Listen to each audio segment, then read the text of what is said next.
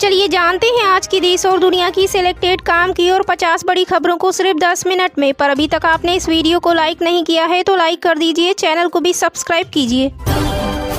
300 रुपये सस्ता हुआ एलपीजी गैस सिलेंडर, अगले 8 महीने तक के लिए सब्सिडी में छूट। बता दें, नरेंद्र मोदी सरकार ने अपने पहले कार्यकाल में कई ऐसी योजनाओं की शुरुआत की थी जिससे महिलाओं को लाभ मिला है। दरअसल अगले 8 महीने तक लाभार्थियों को सामान्य ग्राहकों के मुकाबले 300 रुपये सस्ता एलपीजी सिलेंडर मिलता रहेगा। बता दें, दरअसल इस योजना के तहत लाभार्थियों को फ्री में एलपीजी कनेक्शन के साथ ही 300 रुपये की सब्सिडी दी जाती है। लोकसभा चुनाव से ठीक पहले मार्च महीने में केंद्र सरकार की कैबिनेट ने प्रधानमंत्री उज्ज्वला योजना के उपभोक्ताओं को एलपीजी सिलेंडर पर 300 रुपये की सब्सिडी जारी रखने की मंजूरी दी थी, जिसके तहत योजना के लाभार्थियों को 300 रुपये सब्सिडी 31 मार्च 2025 तक के लिए मिलती रहेगी। मतलब ये हुआ कि जुलाई के अलावा अगले 8 महीने तक लाभार्थी एलपीजी सिलेंडर 300 रुपये छूट की लाभ पर ले सकेंगे। बता दें, देश की राजधानी दिल्ली में घरेलू उपयोग में आने वाले रसोई गैस सिलेंडर की कीमत 803 रुपये प्रति 14.2 किलोग्राम है। प्रधानमंत्री उज्ज्वला योजना के लाभार्थियों को सिलेंडर पर 300 रुपये की सब्सिडी मिलती है। ऐसे ग्राहकों के लिए सिलेंडर 503 रुपये में उपलब्ध है। मुहर्रम पर हथियारों के प्रदर्शन पर रोक, सीएम योगी के निर्देश सुन भड़के मुस्लिम नेता। बता दें, मुहर्रम का पहला दिन इस्लामिक कैलेंडर का नया साल होता है। अगर आज शाम को चांद दिख जाता है तो कल यानी 7 जुलाई को भारत में मुहर्रम का पहला दिन होगा। इसी महीने 22 जुलाई से कांवड़ यात्रा शुरू हो रही है। आगामी इन त्योहारों के शांतिपूर्ण तरीके से संपन्न कराए जाने के लिए सीएम योगी की तरफ से दिशा निर्देश जारी किए गए हैं। सरकार द्वारा जारी दिशा निर्देश के मुताबिक मुहर्रम में किसी भी तरह के हथियारों का प्रदर्शन करना मना है। इसके अलावा ओवरसाइज डीजे पर भी बैन है। यूपी सरकार की तरफ प्रशासन के ये निर्देश दिए गए हैं, कोई भी नई परंपरा ना चालू की जाए। दूसरी तरफ योगी सरकार द्वारा मुहर्रम के ताजिए में तलवार हथियार लहराने पर रोक लगाने से मुस्लिम नेता भड़क गए हैं। मुस्लिम नेता कह रहे हैं कि सबको अपनी अपनी परंपरा निभाने का अधिकार है। आफत की बारिश, असम में 78 तो नेपाल में 62 की मौत। नैनीताल और गोवा में आज भी स्कूलों की छुट्टी। जी हां, बता दें, उत्तराखंड से लेकर नेपाल तक बारिश का कहर जारी है। भीषण बारिश के कारण असम में 8 लोगों की और मौत हो गई है, जिसके बाद अब तक बाढ़ बारिश के कारण असम में मृतकों की संख्या 78 हो गई है।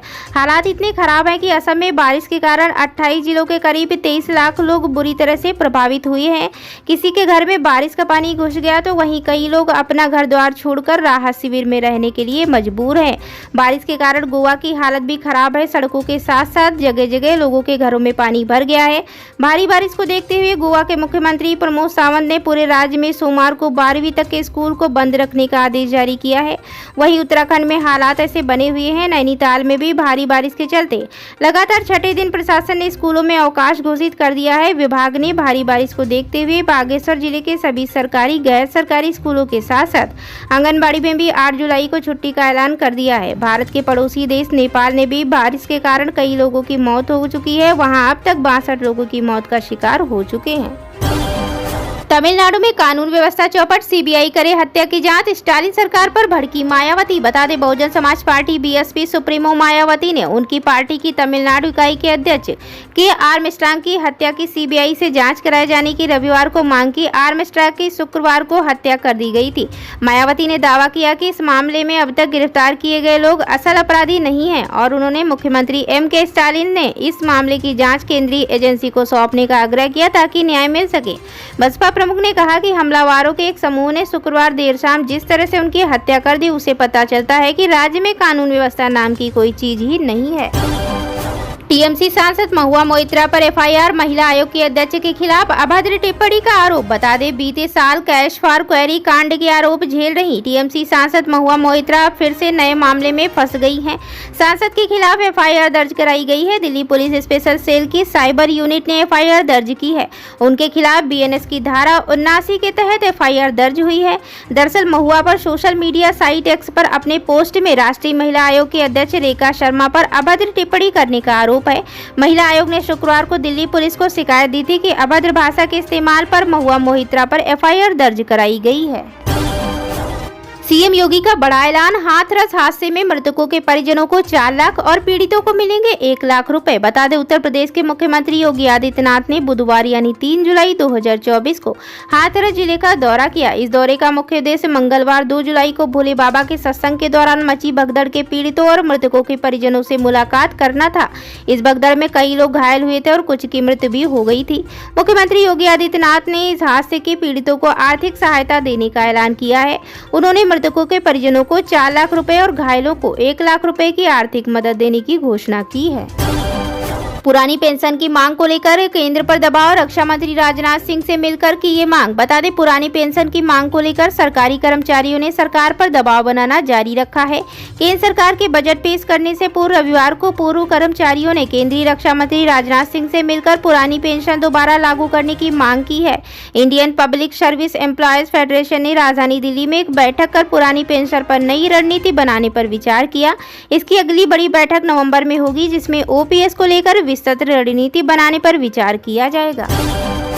जो भी दोषी हो उसे बख्शा नहीं जाएगा। कार हादसे के बाद सीएम एकनाथ शिंदे का आया बयान। बता दें, महाराष्ट्र और देश की आर्थिक राजधानी मुंबई के वर्ली क्षेत्र में शिंदे गुट के नेता द्वारा तेज गाड़ी चलाने से हादसे की खबर सामने आने के बाद सीएम एकनाथ शिंदे ने कहा कि जो भी दोषी होगा उसे बख्शा नहीं जाएगा। हादसे में जख्मी महिला के उपचार के दौरान मौत हो गई और उसका पति गंभीर रूप से घायल है, जिसका उपचार चल रहा है।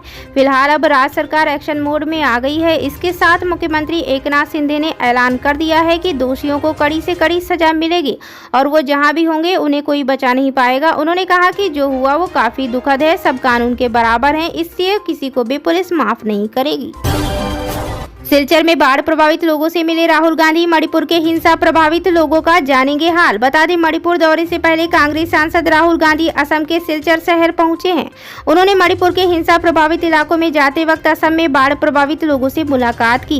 लोकसभा में विपक्ष का नेता बनने के बाद राहुल गांधी का यह पहला पूर्वोत्तर दौरा है। राहुल गांधी का असम दौरा ऐसे वक्त में हो रहा है जब राज्य में कई दिनों से हो रही मूसलाधार बारिश की वजह से भयंकर बाढ़ आई हुई है, जिससे भूस्खलन हो रहा है और नदियां उफान पर हैं। भारी बारिश के बाद आई बाढ़ से 28 जिलों के करीब 22.70 लाख लोग बाढ़ से प्रभावित हुए हैं। राहुल गांधी सुबह असम के कछार जिले से सिलचर में कुंभीग्राम एयरपोर्ट पर उतरे और इसके बाद इलाके के बाढ़ प्रभावित लोगों से मुलाकात की। यूपी में नया अभियान शुरू। नाबालिग ने चलाई गाड़ी तो अभिभावकों पर मुकदमा वसूला जाएगा, इतना जुर्माना। बता दें, 18 साल से कम उम्र के बच्चे रविवार से अगर 2 पहिया अथवा 4 पहिया गाड़ी चलाते मिले तो उनके अभिभावकों के खिलाफ मुकदमा दर्ज किया जाएगा। इतना ही नहीं, अभिभावकों से 25,000 रुपए का जुर्माना भी वसूला जाएगा।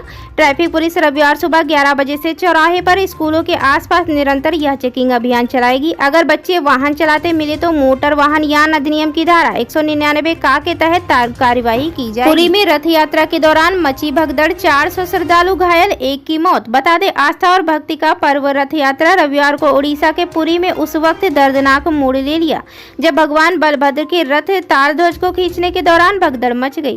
इस हादसे में एक श्रद्धालु की मौत हो गई जबकि 400 से ज्यादा लोग घायल हो गए। घायलों में कईयों की हालत गंभीर बताई जा रही है। भगदड़ में 2 पुलिस कर्मचारी भी घायल हुए हैं। इसमें से एक पुलिस कर्मचारी का पैर टूटने की खबर सामने आई है। बता दें कि पुरी जगन्नाथ धाम रथ यात्रा के दौरान प्रभु बलभद्र जी के रथ खींचने के दौरान हुई एक भक्त की मृत्यु एवं भगदड़ को लेकर उड़ीसा के मुख्यमंत्री मोहन चरण मांझी ने दुख प्रकट किया है। इसके साथ ही मुख्यमंत्री ने मृतक के परिवार को 4 लाख रुपए की सहायता राशि एवं घायलों का मुफ्त इलाज कराने का निर्देश दिया है। जीत हा लोकतंत्र का हिस्सा। ऋषि सुनक को राहुल गांधी ने लिखी चिट्ठी, यूके के नए पीएम से की ये गुजारिश। बता दें, कांग्रेस नेता और लोकसभा में नेता प्रतिपक्ष राहुल गांधी ने शनिवार को ब्रिटेन के नए प्रधानमंत्री कीर स्टारमर को चिट्ठी लिखकर चुनाव में मिली जीत की बधाई दी। एक अन्य चिट्ठी में राहुल ने कंजर्वेटिव पार्टी के नेता और पूर्व पीएम ऋषि सुनक को भविष्य के लिए शुभकामनाएं दी। उन्होंने सुनक को लिखी चिट्ठी में कहा कि जीत और हार लोकतंत्र का अपरिहार्य हिस्सा है, इन दोनों को साहस से स्वीकार करना चाहिए। राहुल ने स्टारमर को लिखी चिट्ठी में कहा, चुनाव में आपकी शानदार जीत पर बधाई देता हूं।